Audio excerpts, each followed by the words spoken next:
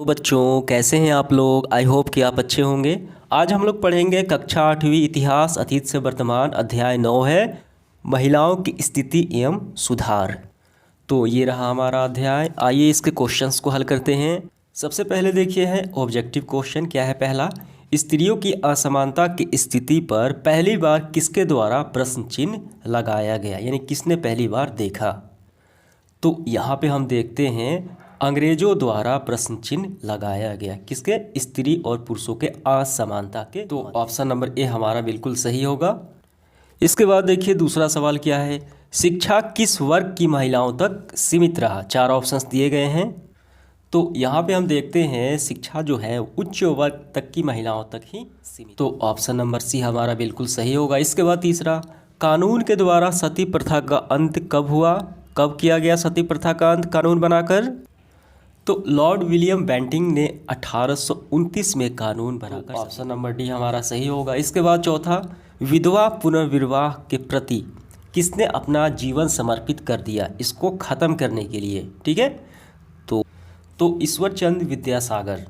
तो ये विधवा पुनर्विवाह की मान्यता प्राप्त करने के लिए जाता है, यानी इन्होंने अपना पूरा जीवन लगा। तो ऑप्शन नंबर ए हमारा सही होगा। इसके बाद देखिए पांचवा, बाल विवाह निषेध अधिनियम किस वर्ष पारित हुआ, यानी बाल विवाह नहीं करने का जो नियम बनाया गया कौन से वर्ष पारित किया गया।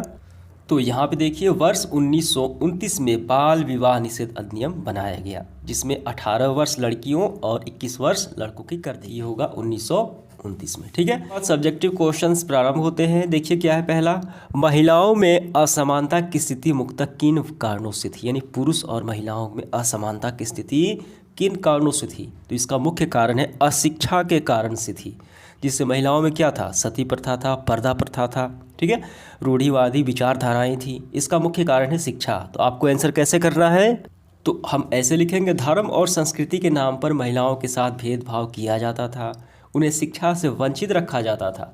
रूढ़िवादी एवं समुचित विचारधारा केवल शिक्षा द्वारा समाप्त किया जा सकता है, यानी संकुचित विचारधारा।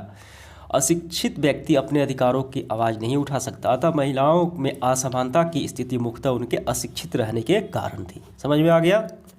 दूसरा सवाल देखिए, सती प्रथा पर किस प्रकार विवाद रहा। सती प्रथा, सती विरोधी और सती समर्थन विचारों को हमें लिखना है।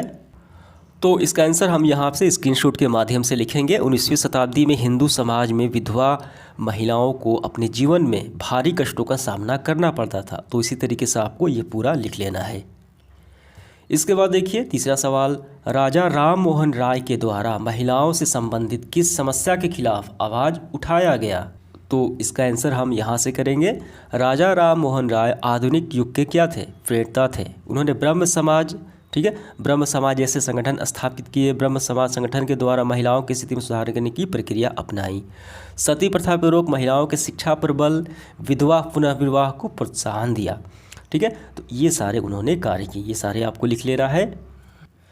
चौथा सवाल देखिए, ईश्वरचंद विद्यासागर के महिला सुधार योगदान की चर्चा करें। इन्होंने पूरा अपना जीवन विधवा पुनर्विवाह में लगा दिया। ठीक है, तो इनके क्या योगदान थे महिलाओं की स्थिति सुधार में, वो हमें बताना है। तो इसका आंसर हम यहाँ से करेंगे। प्रसिद्ध समाज सुधारक ईश्वरचंद विद्यासागर के नेतृत्व में विधवा विवाह पक्ष में आंदोलन चलाया गया। ठीक है, जिसके लिए उन्हें प्राचीन ग्रंथों का हवाला दिया। इसके बाद यहाँ से करना है, वहाँ से लिखने के बाद ईश्वरचंद विद्यासागर द्वारा विधवा पुनर्विवाह का मान्यता प्रदान करने का श्रेय दिया जाता है। ठीक है, और वर्ष 1956 में विधवा विवाह के पक्ष में एक कानून पारित किया। तो उन्होंने ये कानून पारित करवाया। और इसके बाद देखिए अब यहाँ से थोड़ा सा आपको यहाँ तक लिख लेना है। ठीक है, तो इन्होंने ये सारे कार्य किए महिलाओं के पक्ष में। इस सेशन का आखिरी सवाल देखिए, स्वामी विवेकानंद ने महिला उत्थान के लिए कौन कौन से उपाय सुझाए। तो इसका आंसर हम यहाँ से करेंगे। स्वामी विवेकानंद ने महिला उत्थान के लिए शिक्षा का माध्यम ही अपनाया। शिक्षा के प्रसार से ही उन महिलाओं की गरिमा को बनाए रखना चाहते थे, जिसने भारतीय संस्कृति का आदर पश्चिमी जगत में स्थापित हो सके। ठीक है, बस यहाँ तक हो गया। तो इस तरीके से हमारा ये सेशन समाप्त होता है। धन्यवाद।